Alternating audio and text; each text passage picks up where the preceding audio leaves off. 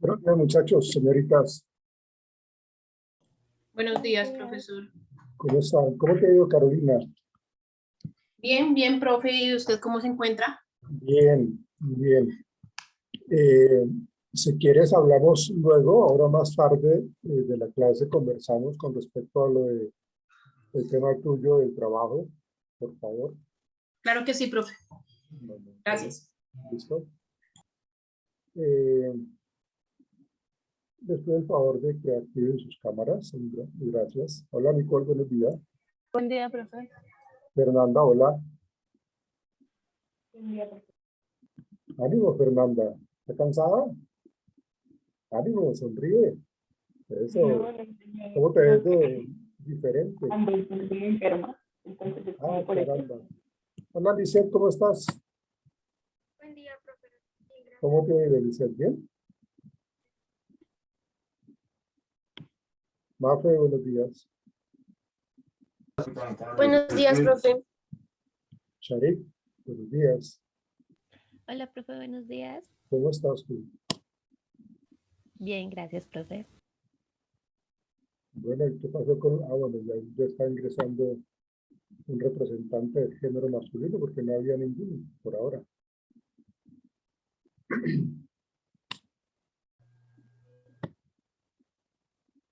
Bueno, Gonzalo, buenos días. Buenos días, profe. Por favor, tu cámara, que eres tan amable. Ana María, tu cámara. Hola, Ana María, ¿cómo estás? Buen día, profe. Bien, sí, señor. Señorita Epiayú, ¿Epiayú es un nombre tuyo o es un apellido? Es un apellido, profe. Ah, Buenos días. hola, señorita Laura, ¿cómo estás? ¿Qué más, Gonzalo? ¿Cómo te va? Bien, sí, señor. ¿Juicioso? Sí, señor. No, en serio, diga la verdad. Sí, profe, claro.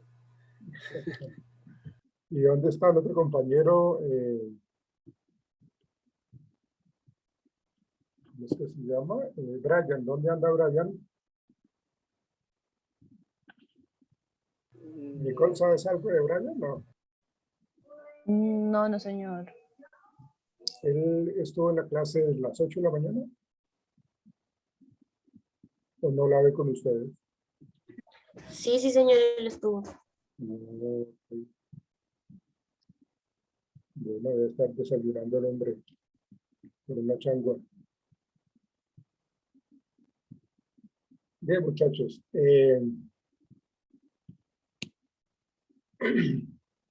Como les decía yo ayer en clase presencial, como les decía, pues el tema de hoy tiene que ver con algo que nosotros tenemos o algunas otras personas no la tenemos, ¿no? Y tiene que ver muchísimo con la inteligencia emocional. Yo tendría que empezar hablando al respecto de esto de la siguiente manera. Muchos años atrás se consideraba que el coeficiente intelectual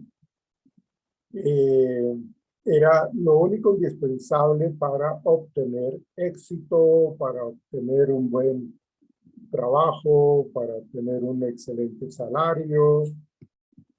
Se hablaba de que pues, la persona que tuviera un coeficiente intelectual elevado, pues era una persona que tenía, digámoslo, pues como muchos beneficios.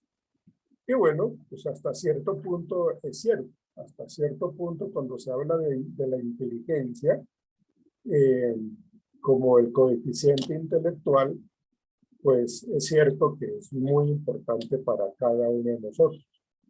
Pero resulta que con el paso de los años, con el paso del tiempo, pues se ha encontrado de que el coeficiente intelectual carece de otros, o tiene unas fallas con respecto a las relaciones sociales, con respecto al aspecto emocional. Yo les voy a contar a ustedes la experiencia cuando yo estaba estudiando psicología. Yo estaba como ya como en noveno, décimo semestre Y teníamos una compañera que durante toda la carrera de psicología, ella tenía un promedio académico de 4.7, 4.8. O sea, era muy pila. Esa niña era supremamente inteligente, ¿sí? Entonces, ella pasó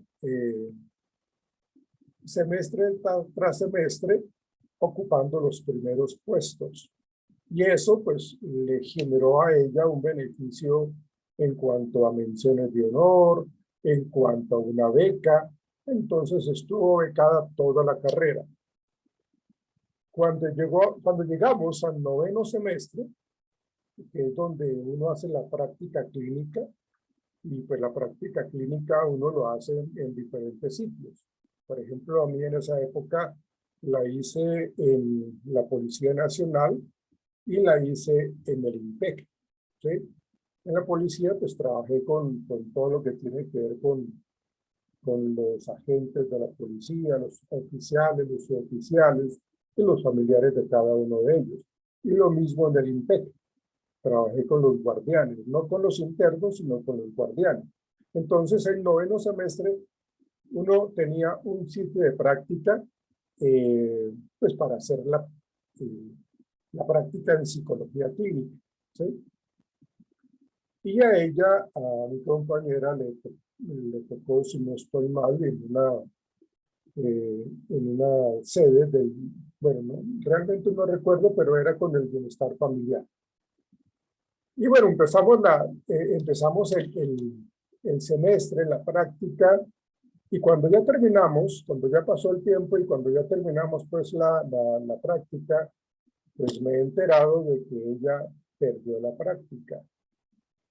Y pues claro, todo el mundo quedó pero supremamente asombrado, que por qué, que cómo así, si ella pues tiene todos los conocimientos en cuanto a teorías, en cuanto a conocimiento, en cuanto a manejo de pacientes, en cuanto a terapias, estrategias terapéuticas, todas las que ustedes quieran.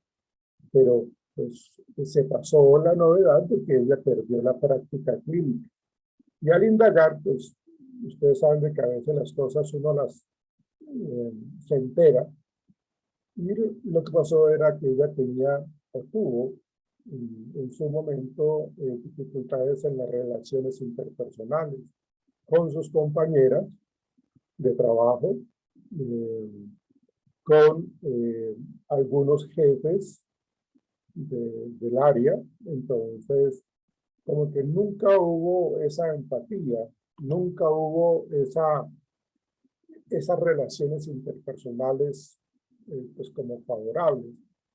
Entonces, lógicamente, hubo quejas permanentemente y mejor dicho, la jefe de ella pasó la novedad al supervisor interno. Digamos que el supervisor interno es un profesor de la CONRAD y el supervisor externo es la persona que trabaja en este caso en bienestar familiar. Entonces, las quejas fueron frecuentes, permanentes.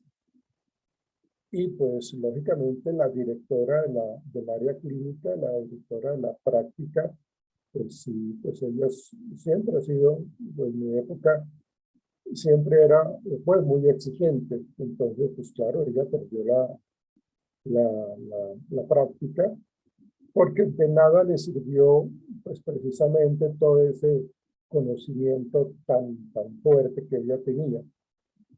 Y ahí es donde uno se puede dar cuenta de que el coeficiente intelectual elevado pues no era suficiente. Y eso tiene que ver entonces con el tema que hoy vamos a trabajar, que lo vamos a trabajar como en 3 aspectos, o vamos a tener 3 actividades para poder abordarlo, ¿sí? Pero eso es la inteligencia emocional, pues ahorita, y es algo que ustedes han escuchado de mucho tiempo atrás y que es algo que nos acompaña y que debe estar en cierta manera resuelto, ¿sí? Entonces, en ese sentido, cuando se habla de esa inteligencia emocional, nosotros tenemos que entender, pues primero que todo, pues, qué es eso de inteligencia emocional, de dónde viene, en todo ese sentido. Cuando hablamos nosotros de inteligencia emocional, tenemos dos aspectos importantes. Primero, capacidades, ¿sí? Y la otra, habilidades. O sea, digamos que esos dos aspectos dentro de la inteligencia emocional son muy importantes, ¿sí? Que son esas capacidades y que son esas habilidades psicológicas que todos nosotros debemos tener. ¿Por qué? Pues porque estas capacidades y habilidades implican sentimientos, y eso es algo que nosotros tenemos todo el tiempo. Los sentimientos no los podemos dejar de lado, siempre nos están acompañando, siempre los vivimos, siempre, como su nombre lo indica, los sentimos, unos con mayor intensidad que otros. Entonces, hacemos referencia a ese tipo de sentimientos, de entendimiento también, de la comprensión y control y posible modificación de nuestras emociones, ¿sí? Entonces, fíjense que tenemos que tener claro que estamos hablando de sentimientos, que también estamos hablando de entender nuestras emociones, de tratar de controlarlas. Hay muchas personas que se tornan dependientes emocionalmente hacia las otras personas. Es muy importante las relaciones sociales, claro, pero cuando ya pasamos los límites de la dependencia emocional, pues ahí es cuando permitimos que nos manejen, ahí es cuando permitimos que nos manipulen, ¿sí? Pero la primera persona que permite eso somos nosotros mismos, precisamente porque carecemos de esa inteligencia emocional, o no la tenemos en cierta manera como en un buen nivel, porque no quiere decir de que no la podamos adquirir. Claro, hay que trabajar precisamente para reconocer cómo es mi inteligencia emocional. Entonces, hablamos de los sentimientos, hablamos de entender esos sentimientos y de controlar esas emociones, nuestras propias emociones. Pero aquí le agregamos algo más también, que es entender, controlar o tratar de entender más que todo las emociones de otras personas. O sea, aquí jugamos un papel muy importante, y es en cómo nosotros tratamos de colocarnos en el zapato o en los zapatos de las otras personas, que es lo que llaman comúnmente como ser empático. Es colocarme en los zapatos de la otra persona para entender por qué está sufriendo, por qué está enojado, por qué está triste, por qué está feliz, ¿sí? Que en últimas esas son las emociones, ¿no? Pero la idea es eso, ¿no? Como que a partir de eso podemos definir lo que es la inteligencia emocional, ¿no? Implican sentimientos, implican entendimiento, implica control y modificación de nuestras emociones y las emociones de las otras personas, ¿sí? Y con todo esto, pues lógicamente, cuando nosotros emocionalmente somos inteligentes, somos capaces de gestionar. Curiosamente, ayer el tema que trabajamos en clase era el de gestionar. Estamos hablando de gestionar procesos organizacionales. En este caso, hoy estamos hablando de gestionar nuestra propia vida. Que eso me parece que es muy importante. Y sobre todo ustedes que están estudiando comunicación social, y que ustedes tienen que tener, pues claro, que tienen que gestionar su propia vida de una manera satisfactoria, que tienen que gestionar satisfactoriamente sus emociones. Y cuando se logra eso, cuando se logra tener esa inteligencia emocional, digámoslo, satisfactoria, ¿qué obtenemos? Pues resultados positivos, ¿sí? Para con nosotros mismos y para con las demás personas, ¿sí? Entonces, no nos tornamos pasivos, no nos tornamos agresivos, sino por el contrario, manejamos con una manera muy equilibrada nuestras respuestas ante circunstancias sociales que se nos presenten. Entonces, eso es en cierta manera lo que implica ese concepto de la inteligencia emocional. ¿Cómo surgió? Digámoslo, en el ejemplo que yo les estaba dando de esta compañera, porque en últimas ella tuvo que repetir la práctica clínica, ¿sí? Y pues lógicamente tuvo que trabajar muchísimo en ella para poder mejorar esas habilidades interpersonales, ¿sí? Entonces surge precisamente la inteligencia emocional cuando nosotros tenemos una serie de dificultades. Somos supremamente hábiles en algo, supremamente gestionadores en algo, pero que resulta que en otras áreas de nuestra vida nosotros carecemos de eso. O sea, estamos mal, estamos débiles en esa parte. Entonces, ¿qué tenemos que hacer nosotros? Tener en cuenta cómo percibimos nuestras emociones, cómo comprendemos nuestras emociones. O sea, aquí tengo que también decir que, por ejemplo, en mi caso, yo soy psicólogo, ¿sí? Y eso es una idea errónea que tienen las demás personas cuando uno se presenta como psicólogo, porque creen de que por ser uno psicólogo uno no tiene problemas.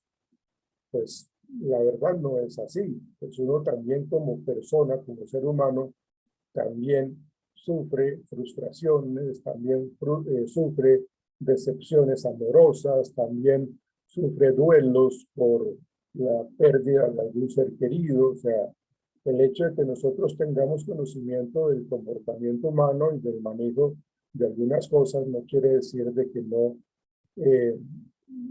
pasemos por esos momentos tan duros que tenemos todos en la vida. Entonces, uno tiene que entender de que las emociones nos acompañan todo el tiempo.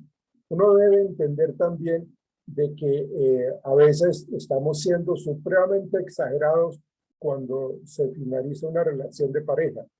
Somos muy exagerados porque utilizamos frases como yo no voy a ser capaz de superar esto, yo no voy a ser feliz si tú no estás al lado mío.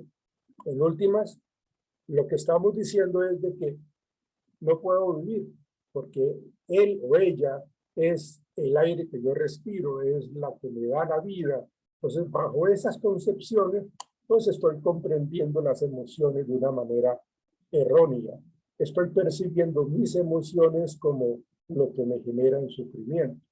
Y ahí no estoy teniendo entonces inteligencia emocional. Pero cuando yo me detengo y me pongo a pensar de que el error mío fue entregarle, y ojo lo que les voy a decir, entregarles o entregarle a mi expareja o a una pareja actual, el error mío es entregarle las llaves de mi felicidad a esa persona. No sé si me hago entender, pero la cuestión es de que yo me olvido de mí para entregarle mi felicidad a esa persona. Y es que esto se mantiene desde una infancia, cuando a uno le dicen que uno tiene que ayudar a la gente, que uno tiene que pensar en los demás, que uno tiene que colocar la otra mejilla si lo tratan mal, ¿sí? Y que no espere nada a cambio. Pues sí, eso es bueno, eso es importante, pero no debe ser a costa de nuestro hundimiento. No puede ser a costa de nuestro sufrimiento.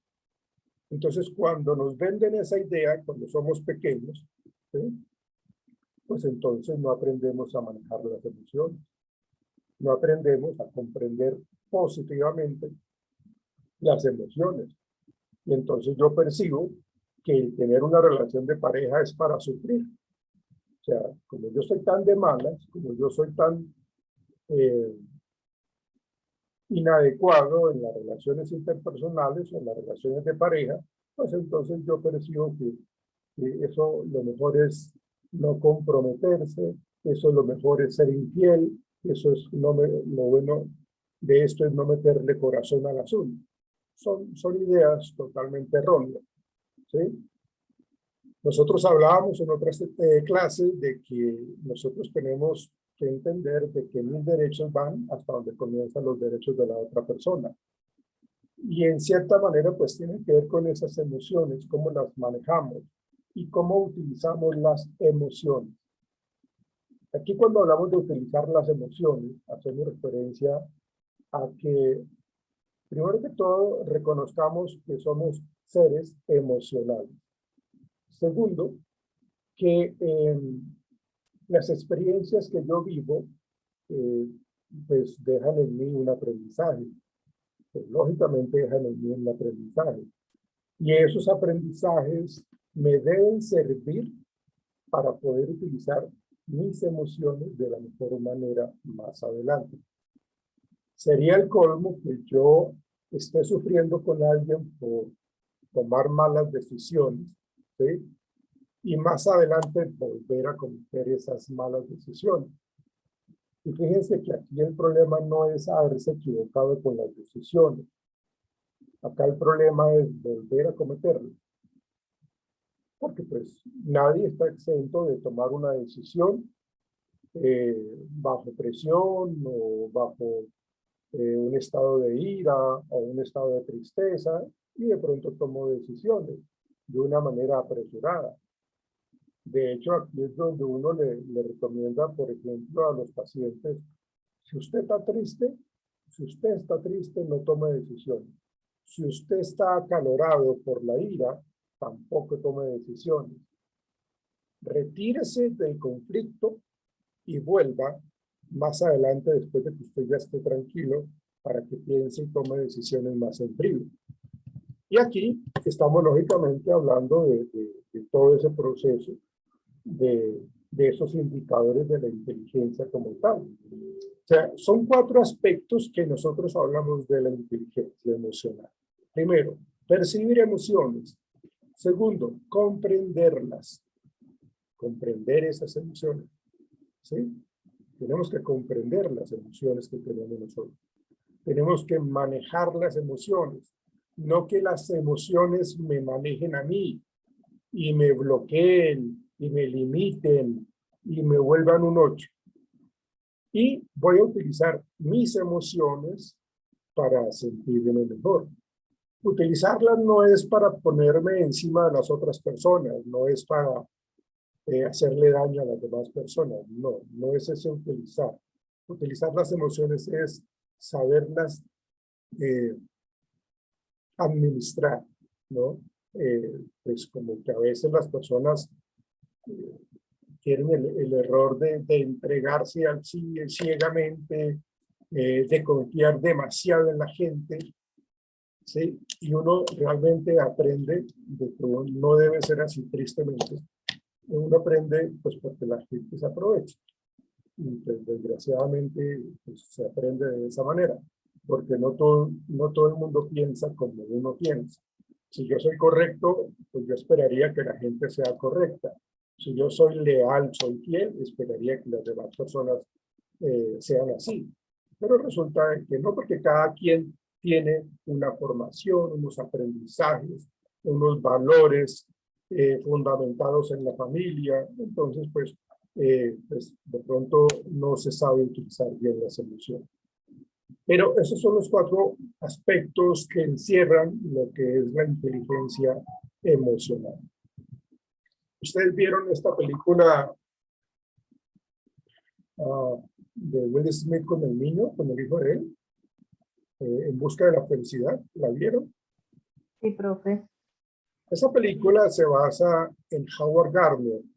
O sea, este personaje conferencista que realmente vivió esas experiencias, vivió eso, y lo vivió con todo el dolor del mundo, con todas las frustraciones del mundo, con todo el temor del mundo, porque de eso estamos hechos todos nosotros, los seres humanos, de vivir experiencias negativas, de vivir frustraciones, de vivir desilusiones, ¿sí?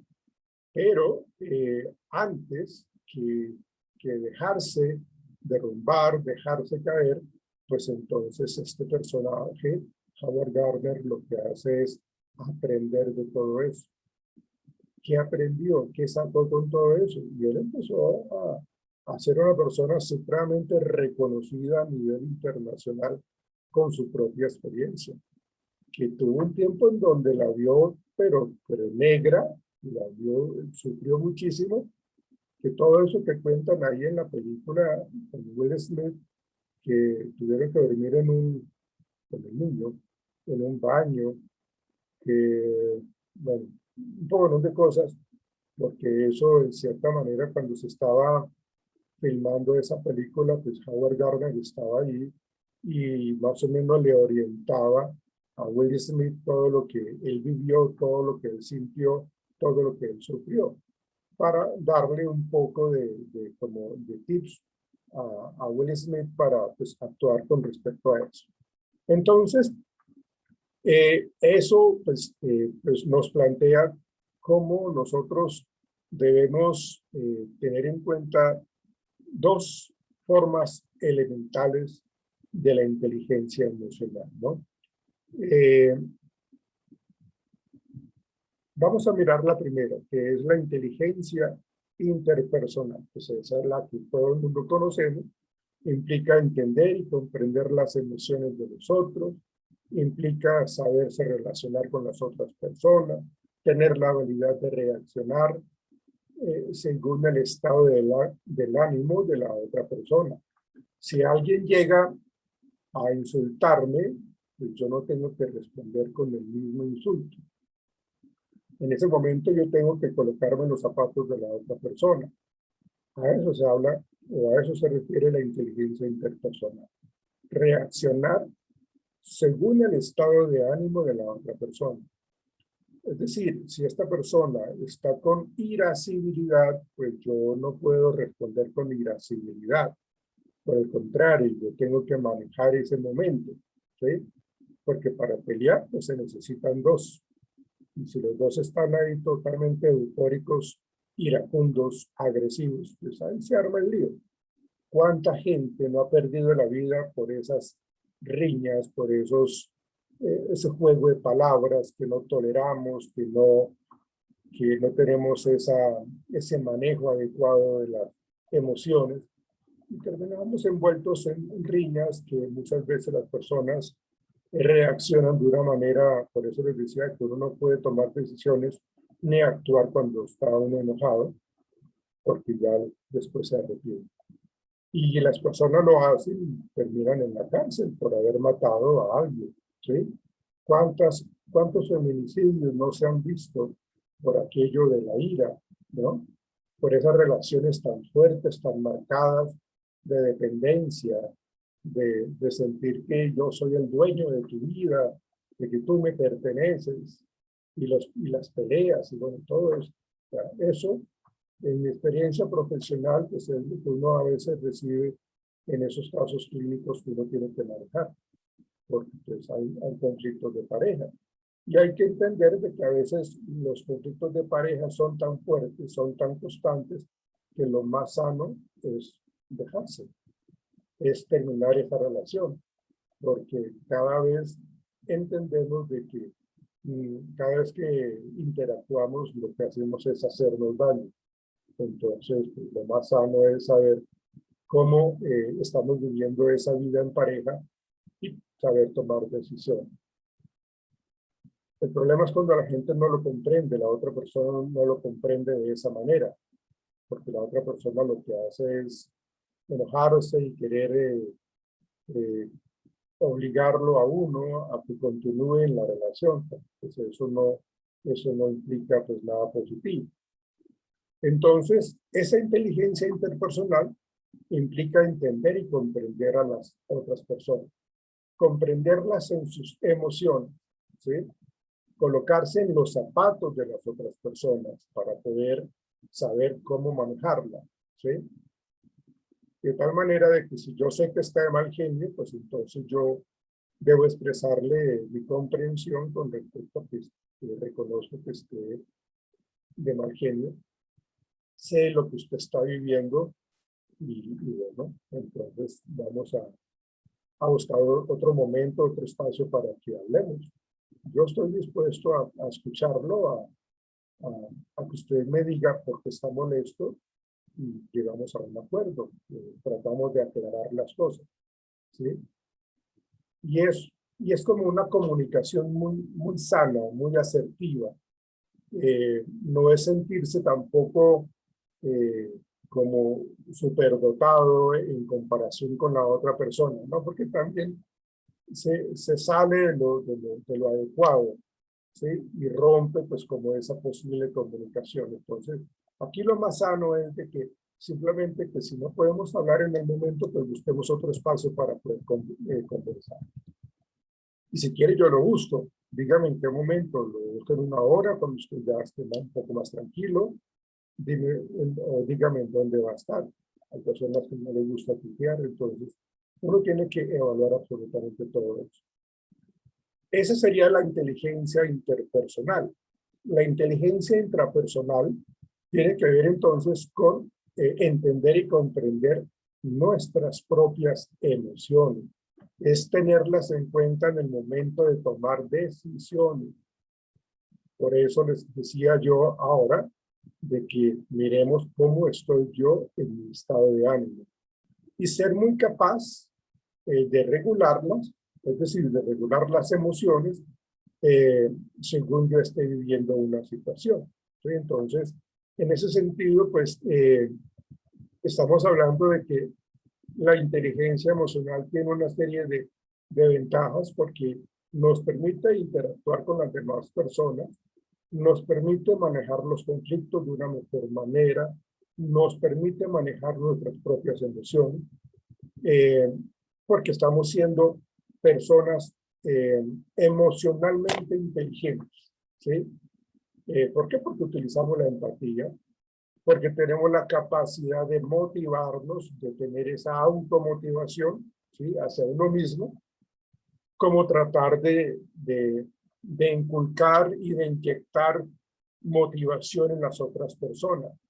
Por lo general, los líderes deben tener inteligencia emocional, porque el líder de un grupo en una organización, sea cual fuera, inclusive la misma familia, ¿sí? El líder tiene que mostrar dominio de su propia vida, dominio de sus emociones, debe tener control de las emociones y tiene que ser un modelo de comportamiento, ¿sí? Entonces, el líder debe cuando uno habla ahorita que más adelante lo vamos a ver, de las habilidades blandas, pues un líder debe tener como mínimo la habilidad de escuchar, la habilidad de ser empático, la habilidad de motivar, de saberle llegar a su gente para poder lograr los objetivos organizacionales, ¿sí? Entonces, en ese sentido, cuando somos empáticos, como cuando utilizamos la motivación, estamos haciendo un buen papel en el rol de liderazgo como tal, ¿sí? Entonces, va de la mano con esa autoconciencia, va de la mano con ese manejo de las emociones, y esos son indicadores de una inteligencia emocional, pues como sana, ¿sí? Entonces, eso es lo que yo quería como introducirles a ustedes un poco en el tema de este enfoque de la adolescencia, que en últimas, como les decía, se empieza a formar desde una temprana edad, ¿sí? Porque nosotros los adultos vamos a influir de una forma fuerte en los pequeños, ¿sí? Porque nosotros les vamos a o a cerrar el mundo o le vamos a ampliar el mundo de acuerdo a lo que les enseñemos a nuestros hijos, a nuestros hermanos pequeños, a nuestros sobrinos pequeños, ¿sí? Entonces la idea es de que entendamos de que esto se empieza a estructurarse, ese aprendizaje emocional se empieza a estructurar durante la infancia y que se va a afianzar en la adolescencia. Entonces, si yo tuve unos padres autoritarios, regañones, molestos, que cuestionaban, pues, lógicamente, pues, ¿qué autoconcepto puedo tener yo?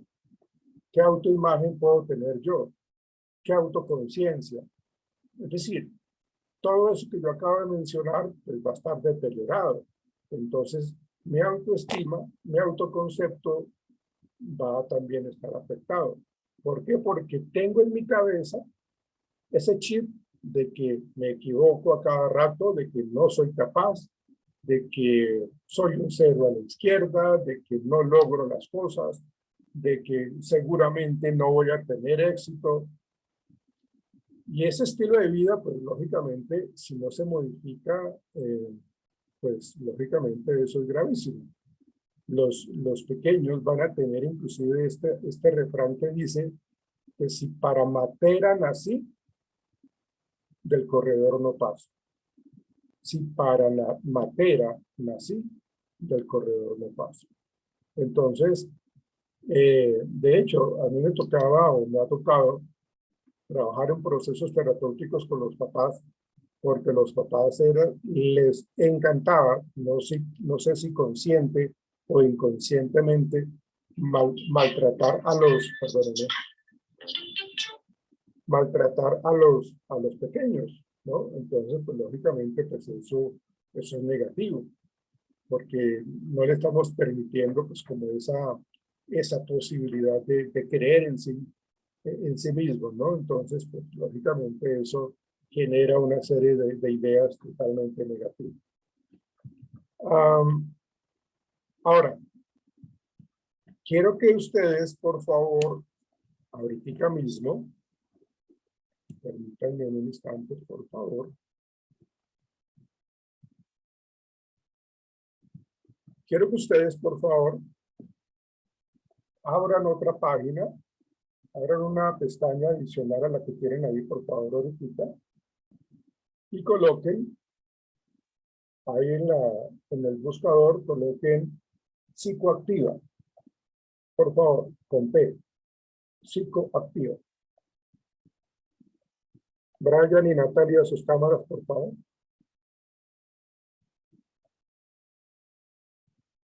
¿Listo? ¿Ya la encontraron? Psicoactiva. Ok. Brian, su cámara, por favor. Ahora, vamos a buscar en psicoactiva. Arriba dice test. Entonces vamos a pararnos encima de la palabra test y vamos a bajar donde dice autoconocimiento. ¿Me siguen? Se paran ustedes en la palabra que dice test y van abajo donde dice autoconocimiento. ¿Lo encontraron? Autoconocimiento. ¿Sí?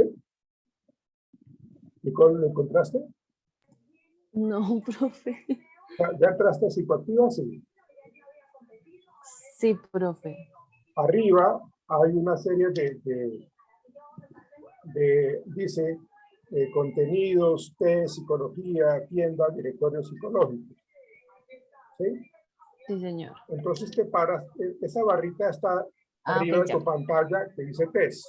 Sí, señor. Párate ahí encima con el cursor y te vas a donde dice autoconocimiento. Ya la encontré, profe, gracias. Ok. Ahí en autoconocimiento vamos a bajar hasta donde encontremos un test que dice inteligencia emocional. ¿Lo encontraron? Muchachos. Inteligencia emocional, ¿sí, profe? Sí, dice test de inteligencia emocional de Marta Gerry. Que dice, la inteligencia emocional es la capacidad de procesar con éxito nuestras emociones. Este test evalúa la inteligencia emocional para que puedas valorar con toda fiabilidad cuáles son tus puntos fuertes y tus puntos débiles. ¿Lo encontraron, señoritas jóvenes? Gonzalo, ¿lo encontraste? Brian. Sí, Ok. Entonces, démosle clic y ahí en esa prueba de inteligencia emocional le vamos a dar clic de inteligencia emocional y la empiezan a responder. Es un poquitico extensa, pero pues no importa, tenemos el tiempo.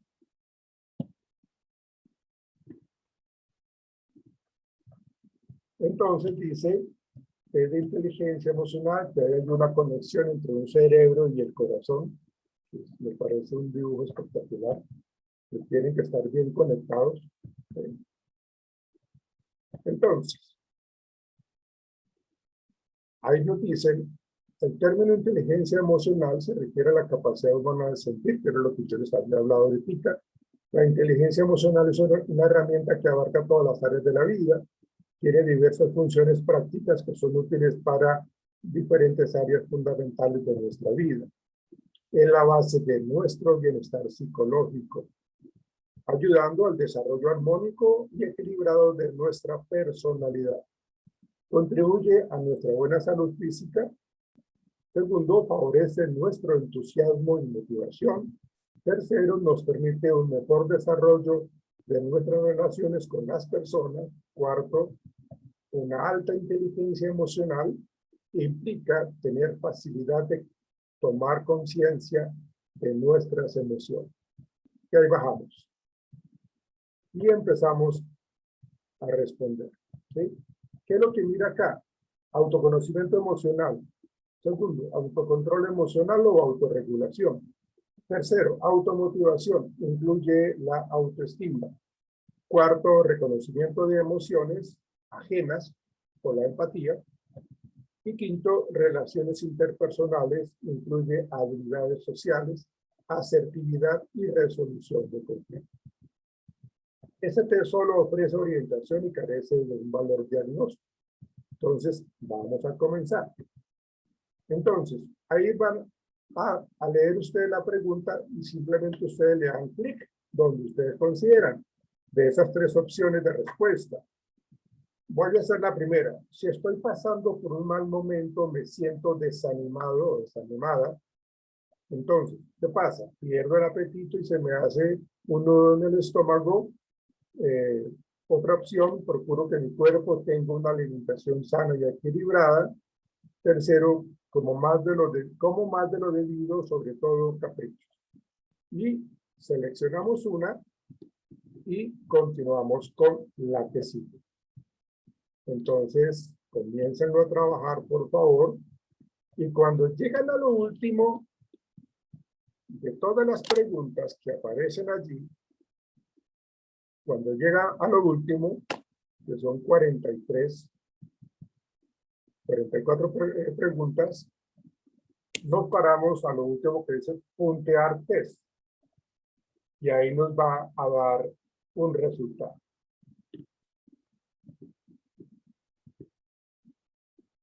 Entonces, es lo que tienen que hacer. ¿Ya lo están haciendo, Laura? Lisa, ¿ya lo estás haciendo? Bien, gracias. Su merced, Nicole. Sí, señor. Gracias. Amigo Gonzalo. Bien, ¿no? Carolina Gómez. Es reina de belleza. Carolina Gómez. Ana María Arias. ¿Ya estás trabajando en eso? Su merced, Mafe. Bien. Sí, profe, ya estoy trabajando. Okay. Su merced, Ashley. Sí, señor. Natalia. Sí, profe. Su merced, Charik. Sí, sí, señor. Charik León. Brian. ¿Bien? sí, señor. Ok. Y por último, Fernanda. También. Ok. Listo. Cuando terminen, por favor, levantan la mano ahí en la plataforma. No es que la levanten así, sino que oprimen ahí la manita cuando terminen de responder, por favor. Eso no se demoran ustedes más de 10 minutos. Son las 10:49. Voy a colocar acá un espacio de dejar de grabar y ya retomamos. Bien, ok. ¿Ya terminaron todos? No. Dice, ¿ya terminaste? ¿No?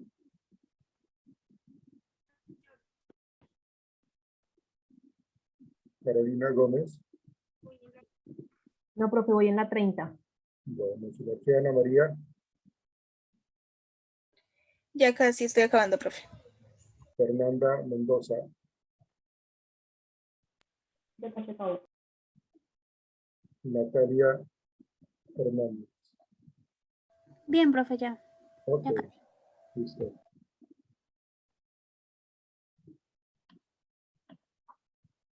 ¿Y Laura? En el 27, profe. Uy, Laura, estás muy pegada. Es que veo que estás como ocupada en otra actividad, Laura. No, profe, estoy leyendo con atención y Ay, escogiendo pues la... bueno. Tú lees en voz alta. ¿Te gusta leer en voz alta? Ah, bien.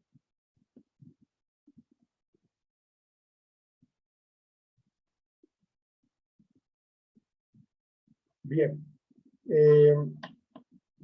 El resultado que ustedes obtengan, ese resultado, pues, no lo van a compartir acá con nosotros, porque eso es personal e intransferible, ¿sí? Eso es para ustedes, pero sí me lo van a compartir a mí.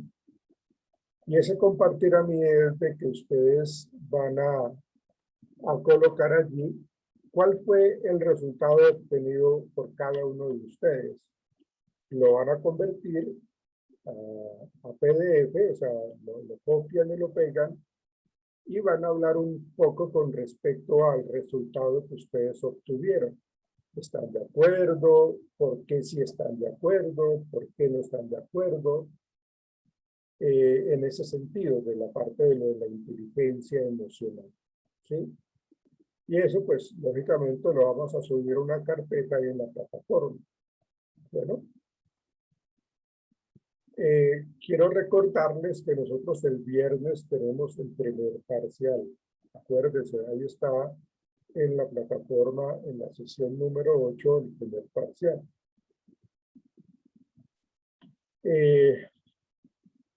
Ahorita, antes de terminar la clase, voy a darles una información, pero quiero confirmarla antes de que terminemos la clase de hoy. Entonces, no dejen que se me olvide, por favor, lo que tengo que decirles antes de la cosa.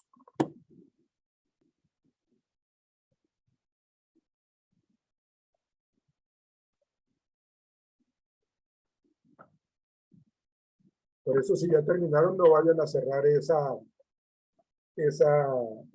resultado, porque tienen que copiarlo y luego de eso analizarlo con respecto a su propia vida. Por eso no lo voy a pedir que me lo planteen así, aquí delante de todo el mundo, pues porque eso es personal.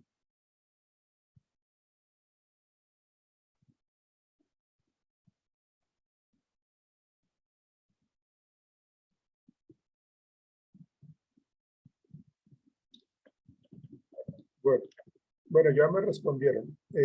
Présteme la atención, por favor, a lo que les voy a decir. Brian, déjeme verlo.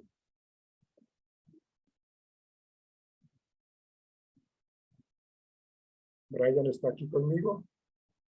Sí, profe, es que tengo problemas de internet.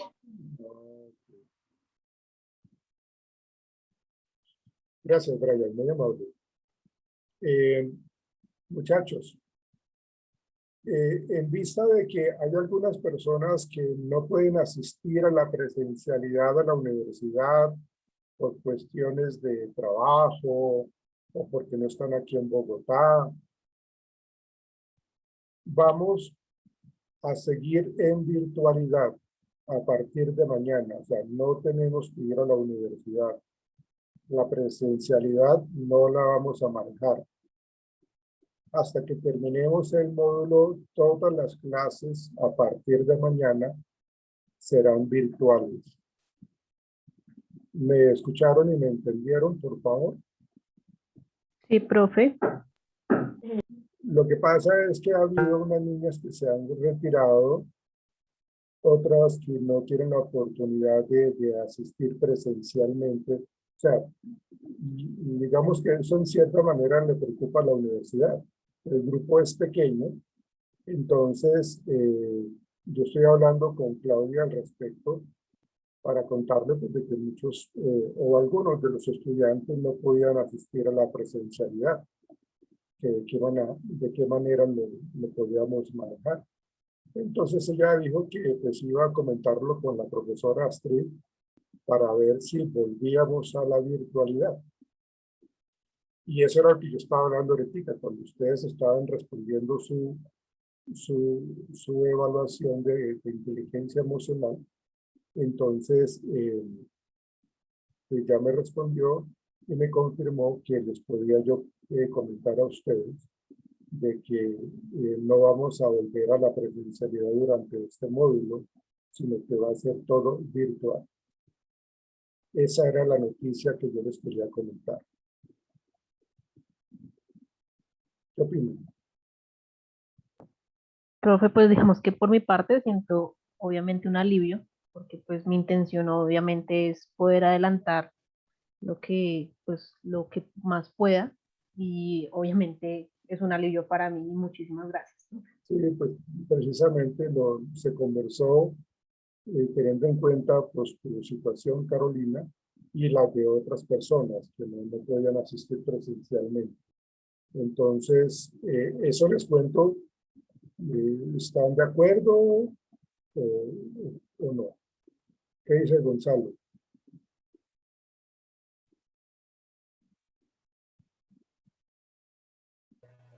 No, profe, pues en definitiva, pues, siento que sí hacía falta la presencialidad, pero pues también la gente que no puede asistir, entonces, ¿cómo pensar un poco en el otro? Pero sí hace falta la presencialidad, la verdad. Sí, de acuerdo. Su merced, Natalia, ¿qué opina? Igual, profe, siento que era necesario el tomar clases en la universidad y salir un poco de la cotidianidad de estar siempre en el computador, pero pues, bueno. Por ahora, ¿no? Por ahora. Su merced, Nicole, ¿qué opinas? Sí, pues yo estoy igual que Gonzalo, o sea, realmente pues siento que las clases ayer fueron muy dinámicas y fue como algo diferente Sí, y claro. que uno siente que es necesario como ya empezar a salir de eso otra vez, pero uno entiende, digamos, el porqué de las otras personas y no pues se pone en el lugar de ellos. Bueno, están utilizando mucho la empatía, muy bien. Laura, ¿qué opinas? Pues, profe, está bien, pues, aunque pues uno, pues, como dicen los compañeros, que uno pues quería la presencialidad, pero también es entendible y ser empáticos y ponernos del lado de los que no pueden. Okay. Pues también así nos cuidamos de todas maneras de esta pandemia. Sí, de acuerdo contigo, Laura. Su merced, Fernanda.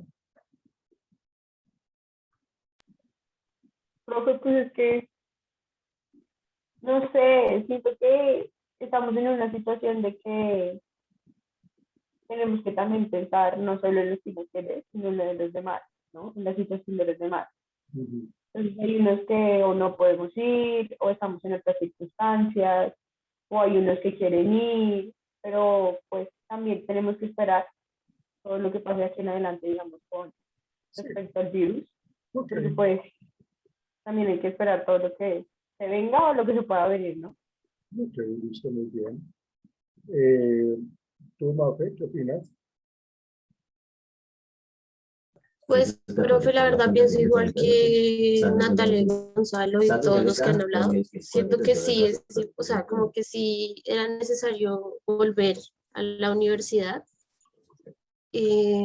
Pero pues bueno, o sea, como que es entendible que las demás personas no tengan como ese tiempo o que estén trabajando y cosas así. Entonces es como muy entendible todo. Entonces, pues ya. Y Brian, ¿cuál es tu opinión, Brian? No, profe, pues también entendible las personas que no pueden asistir, pues me parece pues buena la decisión que tomó la universidad. Sharik, gracias, Brian. Sharik. Pues, profe, como lo comentaba Nicolás, ya la clase fue muy dinámica y fue como otra manera ya de despejar la cabeza de uno, pero por lo que dicen mis compañeros, comprender cuál es la situación de los demás, porque en cualquier momento uno también puede pasar por esa situación. Ok, Ana María. Pues yo realmente estoy bien con cualquier decisión que tome la universidad, entonces pues no tengo como problema, profe. Okay. Natalia. Ya dije, profe. Ya dijiste, ¿no? Lizeth, ¿tú ya dijiste también, Lizeth? No. ¿Qué opinas, Lizeth? Pues en realidad, la verdad yo no estoy de acuerdo con la opinión, pero pues bueno. Está bien, pero no se enoje. Muy bien, Lizeth, pero no te enojes. Bien, muchachos, ¿ya terminaron? Ya, Brian, ya terminaste, ¿no? Sí, señor. Fernanda, Nicole, Natalia, Shari, Mafe, Ana María, Carolina, Gonzalo, Lisette, Laura, ya terminaron, ¿no? Acuérdense, por favor, copien el resultado, colóquenlo en Word, por favor, y lo organizan, ustedes miran por qué sí están de acuerdo, por qué no, si realmente sí está muy relacionado con ustedes, lo colocan en PDF, lo convierten en PDF y por favor me lo envían. Ahorita les abro la carpeta para eso. Bien, muchachos. El resultado es la gráfica, ¿cierto? Sí, también hace parte de eso. Pero acuérdense que tiene que tener un análisis tuyo, ¿no? Un escrito tuyo. O de cada uno de ustedes, mejor dicho. Bien. Entonces, permítanme, voy a ahora compartirles lo siguiente. Esperen un momentito, por favor.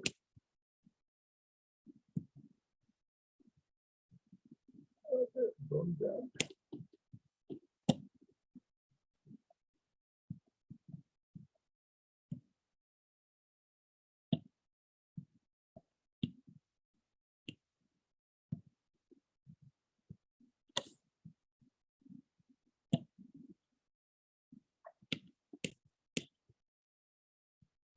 ¿Me dicen, por favor, si ven mi pantalla?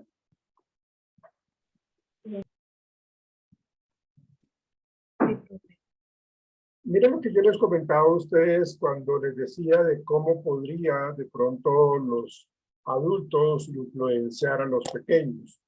Desde que allí, desde esa temprana edad, como esa parte puede estar o favoreciendo un mal manejo de los adultos, puede estar afectando la inteligencia emocional, la autoestima, el autoconcepto, las autocreencias, las autoverbalizaciones, es decir, los pensamientos que tenemos de cada uno de nosotros, que nos podemos hacer la vida mucho más amable o mucho más complicada.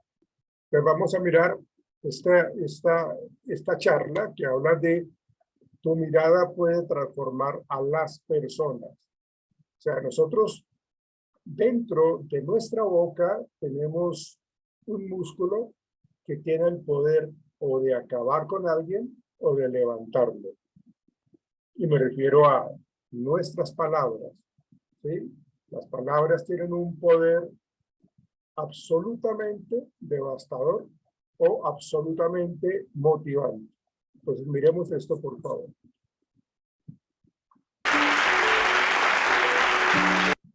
¿Tiene audio? ¿Tiene sonido? Bueno, Sí, profe. listo, gracias.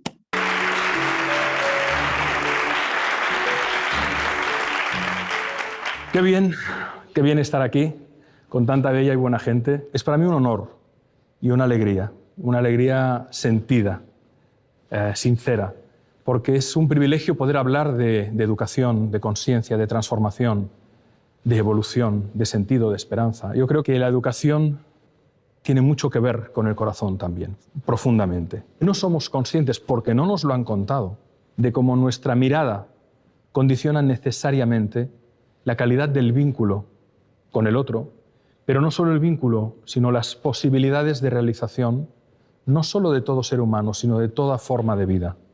En psicología se le llama a esta mirada la mirada apreciativa. Intentad recordar aquellas maestras y maestros, y no tienen por qué ser solo los de la escuela, sino, yo pienso, por ejemplo, siempre en mi abuela materna.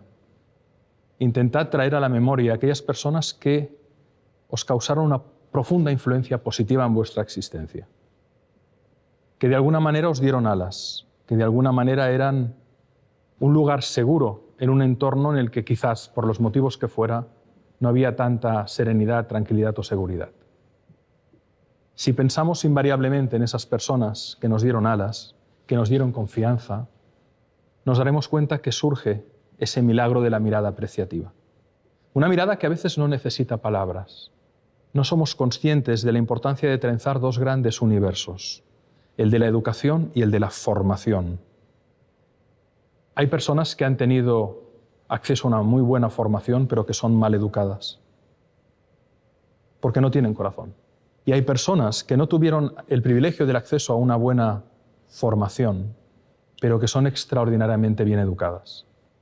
Creo que en la escuela nos deben formar y deben complementar la educación que se da en los hogares, y creo que en los hogares debemos crear las circunstancias para que la educación florezca y complementar la formación que se da en las escuelas. Y en ambos contextos, tanto maestras y maestros como madres y padres, o los que hagan la función materno y parental, debe haber esa mirada apreciativa que dé alas. Yo observé una vez en un partido de fútbol de mi hijo, cuando jugaba fútbol, que uno de sus amigos, al cual cambiaré el nombre, era el Pichichi, hizo el cambio prematuramente. Era un niño que con 12 años parecía un hombre de 17. Y era muy fuerte físicamente y era el mayor realizador. No lo podían, corriendo nadie llegaba a su velocidad, era un gran sprinter además. Pero invariablemente en cada partido se caía y salía dañado, en cada partido. No había ningún partido que lo acabara y que pudiera salir sin ningún tipo de revolcón. Y pensaba, aquí hay un hechizo, hay algo raro. Este niño le llamaremos Rubén, su nombre no era Rubén, siempre se cae. Y un día descubrí el hechizo. Su padre, antes del partido, en la segunda parte, cuando él entraba, para animarle, le dijo, venga Rubén, vuélvete a caer, torpón. Y a los pocos minutos se cayó. Entonces yo, como mi hijo era muy amigo de Rubén, le pedí a este señor que fuéramos a tomar algo juntos, en el mismo partido, en el bar del campo de pueblo en el que estábamos.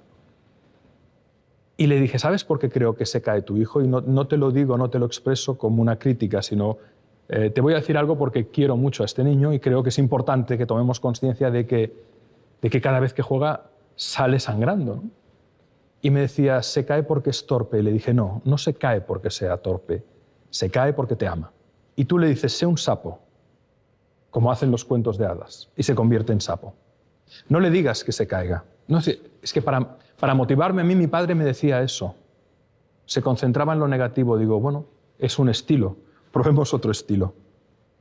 Dile, hijo, sal, corre y disfruta. Marca muchos goles. Y no hace falta que te caigas. Si te caes, yo te curaré. Pero no hace falta que te caigas. Estuve explicando en qué consistía la mirada apreciativa, el efecto Pigmalión. Le cité la frase de Goethe. Y palabra de honor que Rubén no se volvió a caer. Nuestra mirada, y cuando digo mirada, debería decir nuestra postura existencial, nuestra manera de estar en el mundo, manifiesta nuestro sistema de creencias, lo que creo sobre mí, lo que creo sobre ti, lo que creo sobre la vida. Imaginad que fuéramos capaces de hacer una mirada apreciativa sin prejuicios, que fuéramos capaces de concentrarnos en las bondades y en las virtudes, sin perder el pensamiento crítico, por supuesto, ¿no? Si nos pudiéramos liberar de falsas creencias sobre nosotros mismos, de prejuicios sobre el otro y de proyecciones, que es lo que el otro piensa que yo pienso sobre él, estaríamos mucho más cerca de algo fundamental, que es la realidad. Y Y al final, yo creo que nacemos mujeres y hombres, pero devenimos humanos. La humanización es una conquista. Y en esa humanización tienen que trenzarse 3 principios: principio del placer, principio del deber y principio de realidad. Cuando somos capaces de trenzar estos 3 principios, el deber, el compromiso, el placer, la alegría y la realidad, darnos cuenta de lo que es, tenemos mucha más capacidad de transformación individual y colectiva. Si a eso además le añadimos una mirada apreciativa, potenciamos esos 3 principios y podemos conseguir mucho más en lo individual y en lo colectivo. Y sobre eso vamos a hablar, y sobre eso vamos a compartir. Y Rubén no se cayó. ¿Y cuántas personas no se caerían si hubiera alguien que les dijera: eres extraordinaria o extraordinario, puedes hacerlo, cuenta conmigo, porque al final no prediques, tus hijos te están mirando? Tú eres un escritor de fama mundial y quería preguntarte sobre las historias. ¿Por qué son tan importantes en nuestra vida y, sobre todo, por qué es importante enseñar a los niños a contar historias? Para responder a esta pregunta voy a dar 2 pasos atrás, ¿vale? Creo que amar son 3 cosas. La primera es la voluntad de comprender la singularidad del ser y sus circunstancias. Tú amas a alguien cuando tienes la voluntad de comprenderle o de comprenderla, mismo si no lo comprendes, pero tienes la voluntad. Amar es cuidar. Amar es hacer algo que sea coherente con lo que le declaras. No tiene ningún sentido que tú proclames el amor a alguien si no hay un comportamiento observable. Y ahora voy a tu respuesta. Y amar es inspirar, para ayudar al ser amado a que construya nuevas realidades objetivas, que pueda llevar a cabo un proyecto, que pueda superar un examen, que pueda hacer un buen trabajo de investigación, que pueda darse el permiso de hacer algo que le da miedo, pero inspirar también para nuevos sentidos a la vida. El que ama procura que el ser amado construya una narrativa interior que le sostenga especialmente en la adversidad. Y las historias sirven para eso. Las historias nos inspiran, nos dan anclajes en la memoria, nos dan referentes de cómo ese personaje superó esa dificultad. Hay un libro maravilloso que se llama Psicoanálisis de los cuentos de hadas, que lo escribió Bruno Bettelheim, y el prólogo de ese libro ya es una joya, ¿no? Y comienza más o menos así. Si queremos que nuestros hijos construyan un sentido en su vida, y recordemos que la vida objetivamente no tiene sentido, el sentido se lo da cada cual como puede, construyendo la narración interna que le va a sostener. Los cuentos están para eso. Creo que se atribuye a Andersen, pero no estoy seguro que sea de Andersen, la frase que decía que los cuentos se escriben para que los niños duerman tranquilos y los adultos se despierten. Las historias crean imágenes mentales, crean arquetipos de enorme fuerza. Una narración sobre tu propia vida o sobre la vida de un ser amado o sobre un mito o alguien desconocido puede en un momento determinado actuar como un acicate o como una palanca que te lleve a una respuesta desde la fuerza interior, desde la voluntad de seguir, desde la voluntad de servir. Por eso son muy importantes las historias. De hecho, decía Raimundo Lulio, el filósofo, que la palabra es el arma más poderosa. Y es poderosa porque nos ayuda, sobre todo, a comprendernos, pero a trenzar historias que nos unen y que ayudan a dar sentido a la vida. ¿Cómo descubriste tu talento para la escritura y qué le dirías, qué consejos le darías a un joven como yo que quiera dedicarse a la escritura? Fíjate que yo fui a parar a escribir sin buscar escribir. En un momento determinado, cuando yo tenía 27 años, confluyeron 2 circunstancias en mi vida. La primera fue el anuncio del embarazo de la que hoy es mi hija mayor, Laia, y en paralelo, una semana después, un gran amigo mío moría de infarto de miocardio fulminante, dejando mujer y 2 hijos. La confluencia, por un lado, de la alegría, pero también de la responsabilidad, pero también de la expectativa, de la ilusión del nacimiento de mi primera hija, y la pérdida súbita de un hombre sano, deportista, pero que tenía una enfermedad que luego se supo cuando falleció, pero que no se había manifestado, me llevó a una depresión. Sobre todo el duelo por la muerte del amigo y el desconcierto por todo, porque de repente tuve miedo. ¿Y sí me pasa a mí? Encontré el camino de salida escribiendo. Una noche me desperté, no podía dormir, y empecé a escribir. Y seguí escribiendo. Y varias noches y los fines de semana. Escribía de todo. Un día, mi mujer leyó esos textos y no los soltó. Empezó a leer y no soltaba. Y cuando acabó me dijo: aquí hay cosas que me inspiran y me emocionan y que me gustan. Oye, ¿por qué no lo ordenas y lo publicas? Y yo le dije, esto es para mí, no tengo intención. Yo incluso hoy no me considero escritor, me considero más divulgador, más pedagogo que escritor, porque dedico apenas un 1% a escribir. Yo los libros los he escrito de madrugada o en fin de semana. Un día vino un amigo editor y a mi mujer le habló de los manuscritos, me pidió si se los podía llevar y como es un buen amigo se los dejé. Y al cabo de 2 días me llamó y me dijo, vamos a desayunar juntos. Fuimos a desayunar y me dijo, esto lo tienes que pulir y publicar. Es honesto y es útil, me dijo, me acuerdo perfectamente. Me presentó a una agencia literaria y hasta aquí.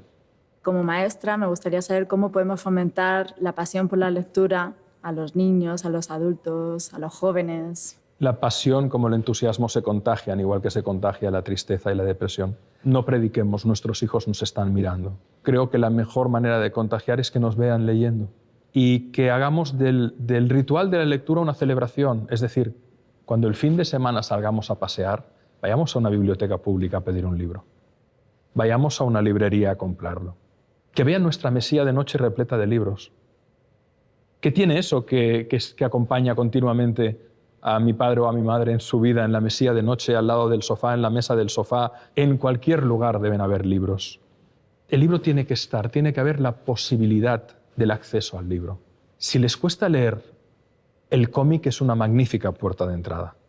Busquemos qué cómics, en función de la edad y del contenido, les pueden interesar.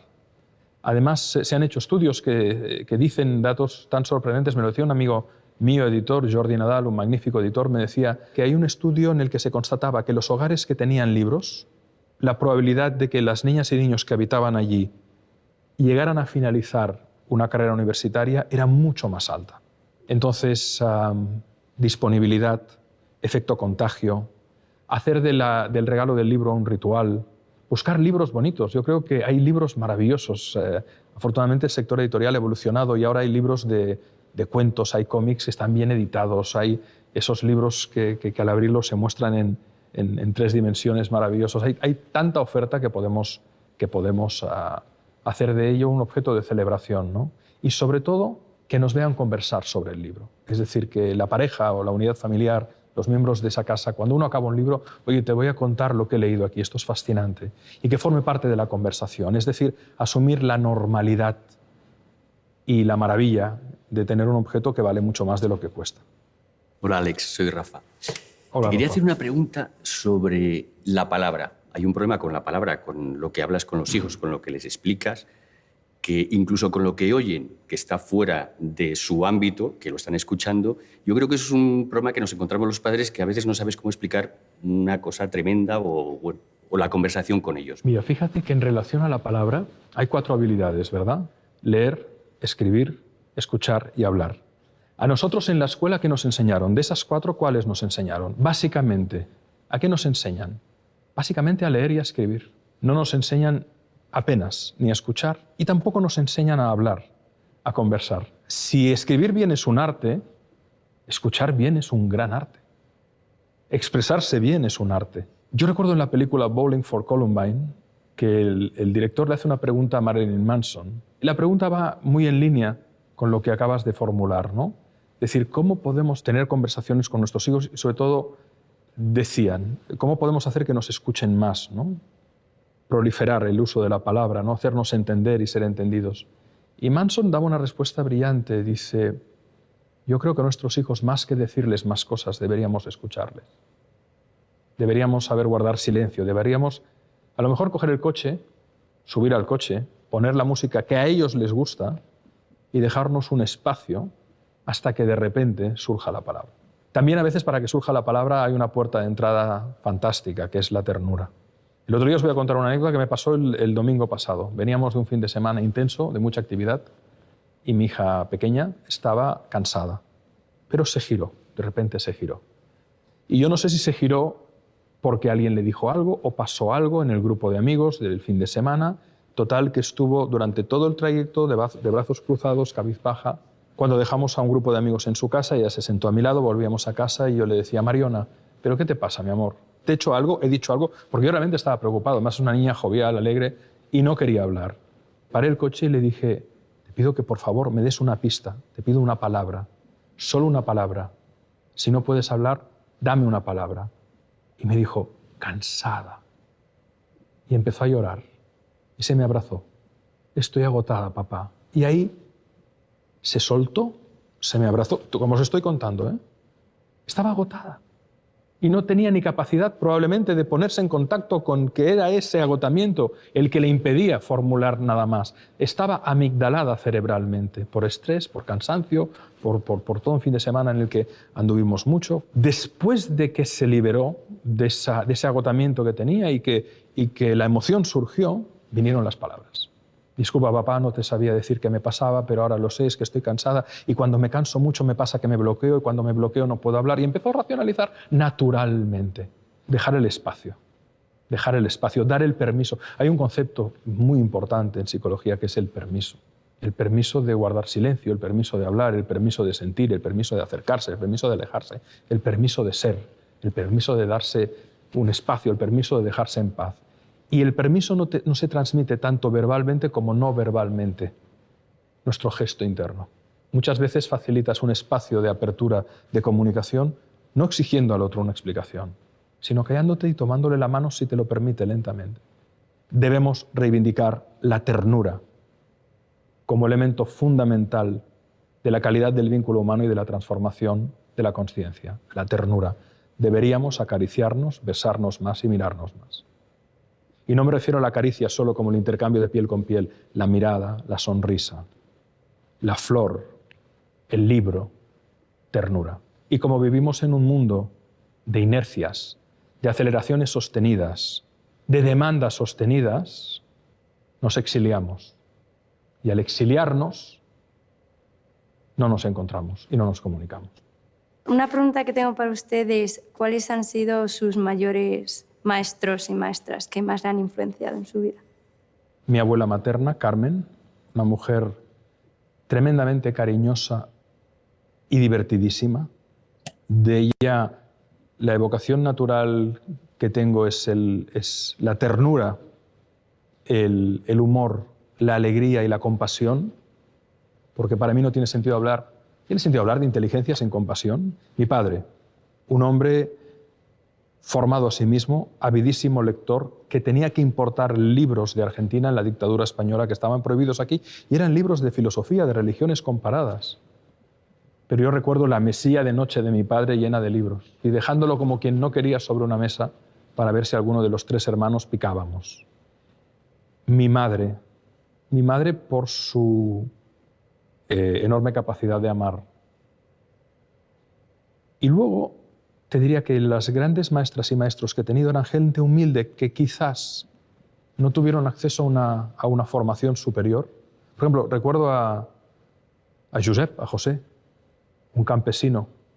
Pero yo muchas veces los fines de semana, cuando tenía 7, 8, 9 años, lo primero que hacía al llegar al pueblo era tomar la bicicleta, ahí en Aiguafreda, ir a ver a Josep y sentarme a su lado. Y él me contaba cuándo cosechaba, cuándo sembraba, si el viento venía de levante, que auguraba tormenta, por qué las fuentes cada vez tenían menos agua. Era una especie de Walt Whitman este hombre, sin saber que era un poeta.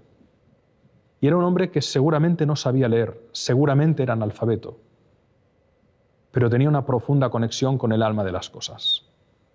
Y ese amor a la vida y esa ternura hacia la naturaleza y el cómo trataba a los animales. Era un hombre tremendamente respetuoso, era un hombre que nunca le oí hablar mal de nadie. Para mí fue un maestro fundamental y todavía lo tengo muy presente. Antes has dicho que te gustaba coleccionar frases. Sí. Si tuvieses que elegir una relacionada con la educación y el aprendizaje, ¿cuál te quedarías? Pues mira, hay muchas, pero por ejemplo Antoine de Saint-Exupéry, el autor del Principito, tiene una maravillosa que dice: si queremos un mundo de paz y de justicia, debemos poner la inteligencia al servicio del amor. Esa me parece una frase brillante, ¿no? Poner la inteligencia al servicio del amor. Creo que era Marcel Proust que tenía un aforismo maravilloso que decía: aunque nada cambie, si yo cambio, todo cambia. Y eso tiene mucho que ver con la educación, con la transformación, ¿no? Cómo la realidad es la que es, pero tu cambio te lleva a percibirla de otra manera, a ver nuevas posibilidades, a crear nuevos vínculos, ¿no? Hay tantas frases, pero te diría que estas dos. Y luego me gusta mucho una frase de Virgilio, el poeta latino, que reza pueden porque creen que pueden. No dice pueden porque saben que pueden. Y creo que este es un matiz importante.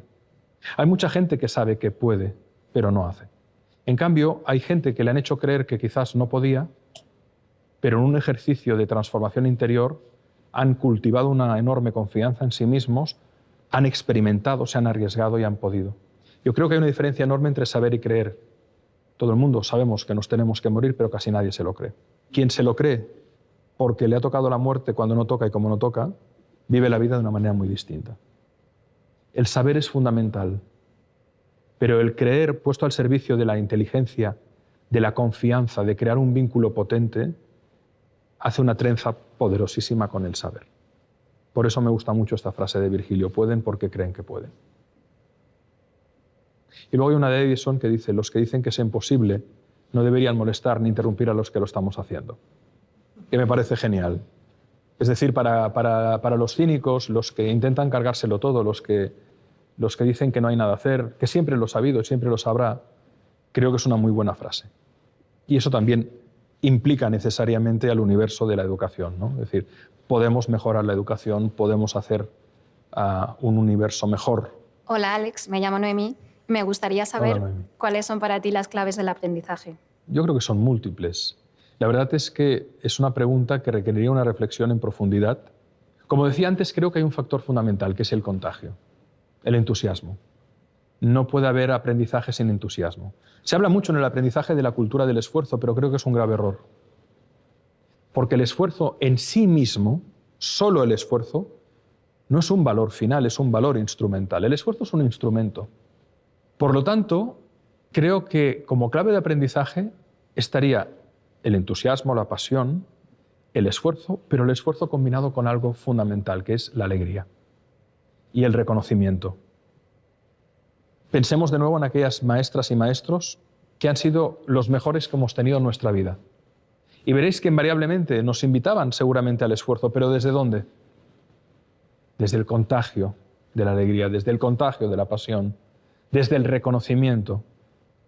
Bonita palabra, reconocimiento, porque no implica solo valorización del otro, sino reconocer, volvernos a conocer continuamente, liberándonos de prejuicios, de imágenes proyectadas. Y creo que esa combinación, ¿no?, de entusiasmo, pasión, esfuerzo, alegría, reconocimiento, son claves del aprendizaje. Paracelso, el químico, el sabio alquimista, decía que cuanto mayor es el conocimiento, más grande es el amor, pero que cuanto más grande es el amor, más queremos saber. Hay una dialéctica maravillosa entre el amor y el conocimiento.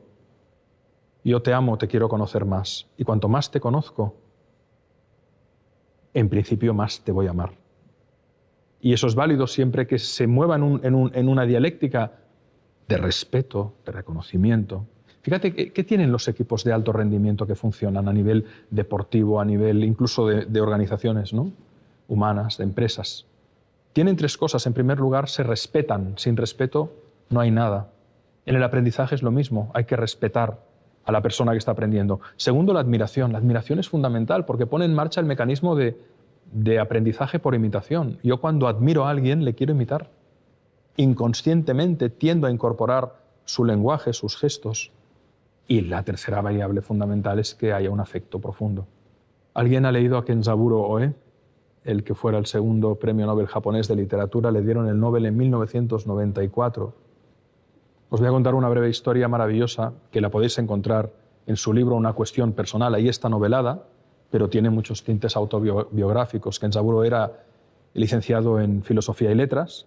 En cierta ocasión su mujer se quedó embarazada y en paralelo coincidió que a él le enviaron a hacer unas entrevistas a los médicos de Nagasaki en relación al aniversario de la bomba atómica, ¿no? El niño venía con el cerebro herniado y los médicos aconsejaban el aborto. Pero su mujer decía que ella quería alumbrar al niño, aunque sabía que ya una vez fuera alumbrado se tendría que seccionar una parte del cerebro y eso podía generar pues, muchos daños. Él dijo, no tomemos ninguna decisión, me voy a hacer las entrevistas a Nagasaki y cuando vuelva, cuando regrese, decidiremos. Él volvió conmovido de Nagasaki porque conoció historias de resiliencia, de longanimidad, esa palabra que hemos olvidado y que quiere decir capacidad de superar reiteradamente la adversidad. Total, vuelve de Nagasaki y le dice a su mujer, oye, que nazca el niño porque yo he visto, hablando con estos médicos y con sus pacientes, unas historias de transformación, de esperanza, de superación maravillosas. El niño nace y a raíz de la intervención queda con autismo, pierde mucho la visión, ataques de epilepsia, descontrol de esfínteres, dificultad para el movimiento. Y volvemos a lo que decíamos al principio, a la mirada apreciativa, al efecto Pigmalión, a la transformación desde el amor, ¿no? Sus padres, padre y madre, no renuncian en ningún momento a encontrar en ese niño al que los médicos dicen que es un vegetal, algún don o característica que le lleve a florecer. Le observan durante muchos años y aparentemente nada, hasta que un día el niño con 6 años dice el nombre de un pájaro, paseando por un parque, un pájaro que canta. Los padres se dan cuenta que al niño le fascina el canto de los pájaros. Le compran cintas con cantos de pájaro. Con el tiempo la reconoce todos los pájaros, solo por el canto. Deciden contratar a una profesora de música. La madre, que es una gran fan de Mozart, le pide que por favor, si puede, le enseñe o le toque canciones de Mozart, porque él apenas responde, apenas habla, tiene un lenguaje muy limitado. A los 11 años llega un día la maestra a casa y Hikari le entrega una partitura mal escrita a mano, con unas notas. Ella empieza a interpretar y se queda asombrada porque son estructuras muy asimilables a las composiciones más básicas de Mozart, y el niño le dice que lo ha compuesto él. Ella no da crédito, el niño le enseña otras composiciones. Bueno, hoy Hikari Oe es uno de los autores de música clásica contemporánea más vendidos en el mundo. De su primer disco se vendieron 80.000 unidades, 17 canciones breves compuestas por un niño con autismo, una discapacidad visual importante, etcétera, etcétera, etcétera. Insisto, creo que no somos conscientes de la capacidad que tenemos de transformar a los demás, y cuando se combina todo eso, ¿no?, hacemos florecer al ser amado. Cuando hablamos de amor lo llevamos siempre mucho al terreno del deseo, al terreno de la lujuria, al terreno de eros, ¿no? Y hablamos poco de filia y de ágape. Hablamos poco del amor como la energía de la confianza, del vínculo de calidad, la energía del compromiso, la energía de la transformación, la energía del diálogo, la energía que realmente, llámale energía, llámale, por supuesto, emoción, que nos une, ¿no? Y creo que realmente no puede haber un aprendizaje radical sin un amor radical. Siempre antes de los exámenes decimos eso de buena suerte. Entonces, tú que has estudiado bastante sobre el tema, ¿existe esa buena suerte? Hay dos tipos de suerte que la define muy bien Schopenhauer cuando dice: el azar reparte las cartas, pero nosotros las jugamos. Hay una suerte azarosa. Hemos tenido la inmensa suerte de nacer aquí. Si hubiéramos nacido unos cuantos cientos de kilómetros más hacia el sur, no tendríamos estas posibilidades extraordinarias. El milagro de tener agua caliente cada mañana, de tener unas ventanas por las que no pasa aire y un techo que cuando llueve no nos mojamos. Somos muy afortunados por azar. Pero también hay una suerte que se trabaja. Si tú lanzas una moneda al aire y no tienes más información y te dicen cara o cruz, cualquiera de nosotros, si la moneda no está trucada, acertaremos en un 50% de los casos. Pero si sabemos peso, diámetro y grosor de la moneda, humedad, temperatura, presión y velocidad del viento en el ambiente, y del lanzador sabemos ángulo de salida de la moneda, velocidad de salida, y si la cara o la cruz toca la uña, y todo eso lo introducimos en un programa informático y una cámara capta al momento del lanzamiento y lo vamos mejorando por ensayo y error, llegará un momento en el que lanzando la moneda al aire y la cámara captando, llevará esa imagen y esa velocidad captada con los sensores también de presión, temperatura y con los parámetros de la moneda a un ordenador que dirá cara y lo acertará en más del 80% de los casos. La suerte es una función de parámetros desconocidos, pero se pueden parametrizar. Es decir, igual que en la física, cuando tú sabes las variables, puedes predecir lo que va a pasar en el tiempo o en la moneda, si va a caer cara o cruz, en lo humano la buena suerte son los valores. Coraje, responsabilidad, propósito, humildad, confianza, entrega, cooperación. Todos esos valores hacen que se teja una red de talento y de talante que facilite que emerjan nuevas probabilidades de realización para todos. Por eso cuando escribimos La buena suerte con mi amigo Fernando Trías de Bes, una de las reglas, creo recordar que es la 7ª, dice que no podemos hablar de buena suerte si la buena suerte no es compartida. Por lo tanto, es cierto que hay una suerte azarosa que nos puede bendecir o maldecir, pero hay otra suerte forjada, trabajada. Y esa suerte forjada nace del talento, y el talento son valores en acción. Últimamente se ha dicho que la memoria ya no es tan importante en la educación porque desde un móvil podemos acceder a todo el conocimiento. ¿Estás de acuerdo con eso? ¿Crees que la memoria es todavía importante? Y creo que precisamente no tener memoria o intentar borrar la memoria no solo es fuente de disfunciones operativas, sino de disfunciones psicológicas muy importantes. Hay que tener memoria. Y hay que tener memoria para la gratitud. Y hay que tener memoria para evitar que la infamia se repita. Por eso es importante la memoria histórica, es fundamental. Por eso es fundamental tener en el recuerdo quién nos ha ayudado y quién nos ha bendecido. Por eso es importante memorizar las tablas de multiplicar. Por eso es importante que, aunque la tecnología avance mucho y acabaremos todos ciborgizados, porque si ahora nos falta el móvil a algunas y a algunos, es como si nos faltara un órgano vital. Pero la memoria es fundamental. La memoria cognitiva, la memoria emocional. Incluso me atrevería a hablar de la memoria espiritual en términos de gratitud, ¿no? De humildad. Es crítica. Y por tanto hay que trabajar la memoria. Porque además es un placer poder traer a colación, aquí y ahora, aquello que en un momento te ha conmovido, o aquello que crees que le puede ser útil al amigo, o cómo se llamaba aquel libro que ahora quiero aconsejar, o aquella película, o qué decía aquel fragmento que leí, o aquel poema que a lo mejor le quieres regalar a la persona a la que amas. Y yo creo que debemos seguir trabajando la memoria como una pieza más de todo el proceso de humanización. Sin memoria no somos nada. Tu primera obra habla sobre Albert Einstein. ¿Qué aspectos del conocimiento, del aprendizaje y de la inteligencia destacarías de este gran genio? Hay dos Einsteins. Y creo que la población general conoce al Einstein genio, al físico, al que es capaz de concebir la teoría de la relatividad, pero por cierto, si no hubiera sido por su mujer Mileva Malik, de la que apenas se habla, él no hubiera podido convertir sus intuiciones en fórmulas matemáticas. En cualquier caso, hay el Einstein genial, pero luego hay un Einstein que cuando se tiran las bombas atómicas de Hiroshima y Nagasaki, a raíz de que él postula su famosa fórmula, ¿no?, de que energía y masa son intercambiables, ¿no?, y se provoca la catástrofe, emerge un Einstein humanista, que dice cosas tan bonitas como que la fuerza sin amor es energía gastada en vano. Y se da cuenta de que su extraordinaria inteligencia ha puesto al servicio de la humanidad una capacidad de destrucción formidable. Y entonces emerge un Einstein que pasa de ser desagradable, huraño, ensimismado, hasta narcisista, a un Einstein compasivo, pacifista, cuidadoso, conferenciante por la paz.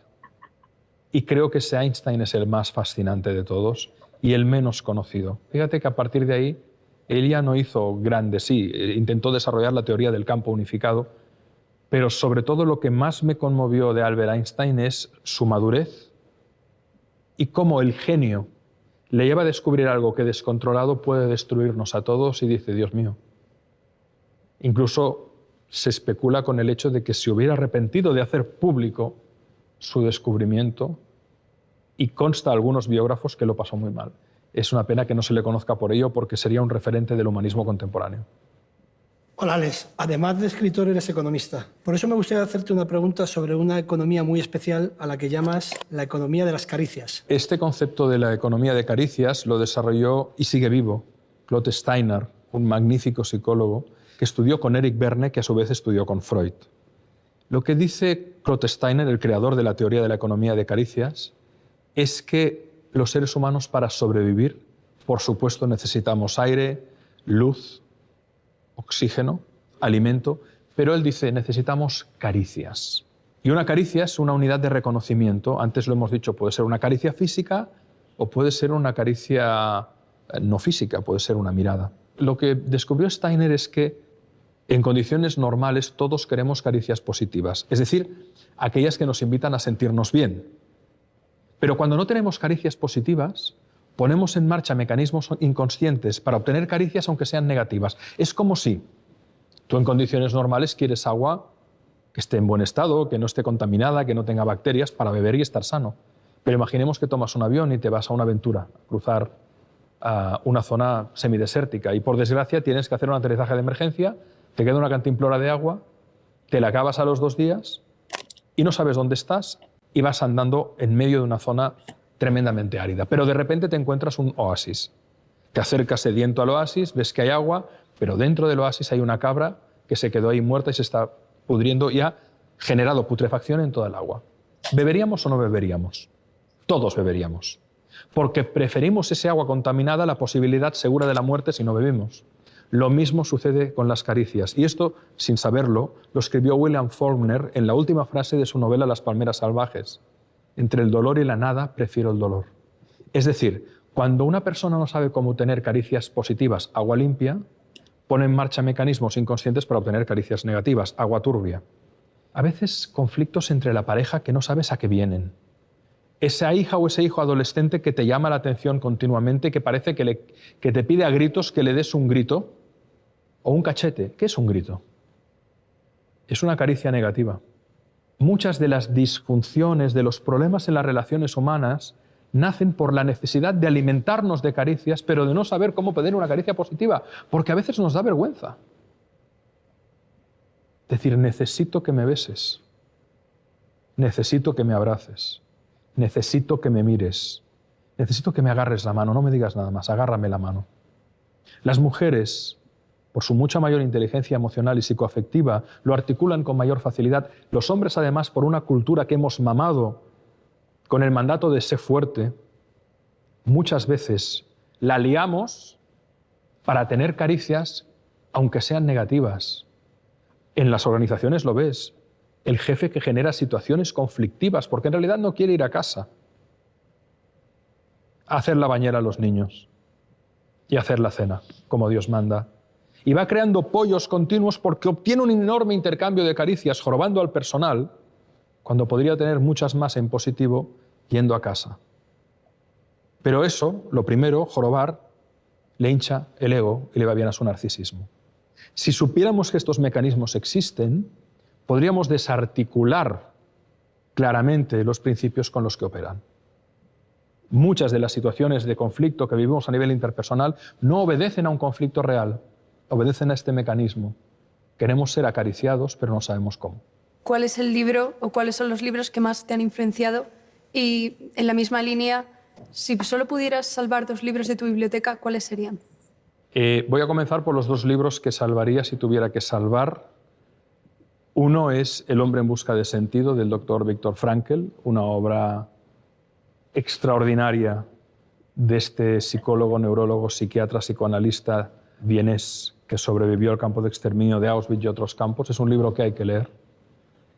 Y otra que tiene un título similar, que la escribió un autor francés que se llama Jean Genot. Es una obra breve, una novela breve, maravillosa, deliciosa, que se titula El hombre que plantaba árboles, que es la historia de un pastor que se dedica a plantar árboles en la Provenza sin que nadie lo sepa, y las autoridades acaban llamando eso el bosque milagroso, sin saber que había sido un hombre que cada día plantaba cientos de semillas de árboles. Está basada en una historia real, en la historia de Johnny Appleseed, que plantó miles de manzanos y de árboles en Estados Unidos para que las personas que avanzaban colonizando tuvieran algo que comer, ¿no? El primero por un ejercicio, El hombre en busca de sentido, un ejercicio de conciencia extraordinario y de amor, y el segundo por el ejercicio de generosidad que supone sembrar, legar y retirarse en discreción. Yo creo que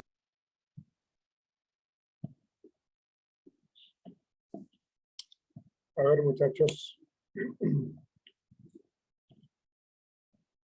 La verdad, ese libro de Viktor Frankl, no sé si ustedes lo han leído o no, en busca del sentido. Es un libro que yo recomiendo muchísimo porque la verdad es un texto supremamente enriquecedor. Si ustedes tienen la oportunidad de leerlo, van a ganar muchísimo, porque es un excelente libro. En busca del sentido de Viktor Frankl, es excelente ese libro. Bueno, muchachos, no olviden lo siguiente. La necesidad que tenemos nosotros los seres humanos de mantener un equilibrio entre la razón y la emoción. Por eso yo les hacía como esa similitud o este equilibrio que debe tener el ser humano con respecto a esa inteligencia emocional. Si ustedes recuerdan ahora que ingresaron al test de psicoactiva de inteligencia emocional, cómo tienen que estar conectados tanto la razón como la emoción. Es decir, la parte racional con el corazón, que fue lo que estuvo mencionando el conferencista permanentemente, de la importancia de expresar, de sentir, de acariciar, de felicitar, de apoyar. Por eso se habla de la inteligencia emocional. No todo debe estar en función de lo exterior, es decir, no todo debe estar en función de los demás, pero tampoco todo debe estar en función de uno mismo. Ser egocéntrico, ser narcisista, ser egoísta, no, tampoco es ese el asunto funcional. Debe estar el equilibrio entre mi autoconocimiento, mi autorrespeto y el conocimiento y el respeto por los demás. Si eso lo tenemos muy claro y lo ponemos muy en práctica, entonces seguramente eso va a ser algo muy enriquecedor y nos ayuda muchísimo para nuestra existencia. Y vamos a tener una calidad de vida emocional mucho más agradable. Y eso nos va a llevar seguramente a tener muchos éxitos, porque vamos a estar rodeados de gente que valoran mi forma de ser, al ser una persona en cierta manera líder. Y eso pues no pelea con absolutamente nada. No olviden, muchachos, por favor, que mañana nos vemos acá virtualmente, ya no nos vamos a ver en la universidad. Se me presentó una inquietud, que eso sí tendrían que mencionarlo con Claudia, con el profesor de 8 a 10. Supondría yo de que también tendrían clase ustedes virtual, porque no pueden terminar clase a las 10 y, en la universidad y meterse en una cafetería para entrar a mi clase. Supongo yo que la clase virtual es para toda la jornada de la mañana, de 8 a 10 y de 10 a 2. Entonces, para que lo tengan presente, por favor.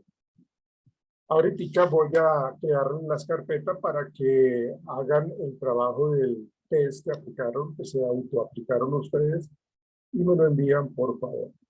¿Listo? Mañana hablo con respecto al parcial. Ya les voy a decir qué vamos a hacer con respecto a ese parcial. Entonces, muchachos, nos veremos mañana acá en el aula virtual. Ha sido un gusto tenerlos nuevamente, muchachos. Cuídense mucho. Chao. Muchas gracias, profe. Profe, Gracias, profe. Sí, al fin necesitas que me quede o ya. No, ya no, porque estaba esperando que me confirmaran eso porque tenía que hablarlo contigo, pues con respecto a eso, de que la idea es de que no te desvincules de tu parte académica. Pues la idea es ni que descuides tu parte laboral, ni que descuides tampoco tu parte académica. Entonces, pues ya, mira, ya se pensó muchísimo pues en bienestar de todos y bueno, vas a estar en clase muy juiciosamente. De acuerdo, profe, muchas gracias. Que tenga buen día. Chao, que estén bien. Chao, Ashley, chao, Mafe, que estén bien.